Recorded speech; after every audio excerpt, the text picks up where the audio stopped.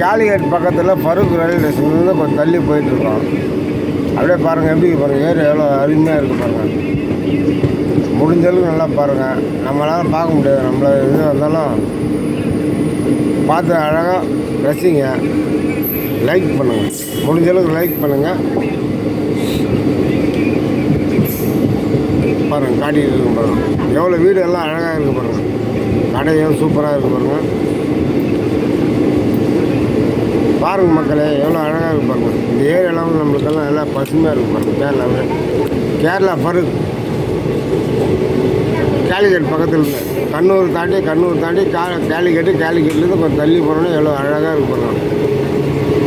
ட்ரெயினில் வந்துட்டுருக்கேன் பாருங்கள் கொஞ்சம் சென்னைக்கு. நல்லா லைக் பண்ணுங்கள்.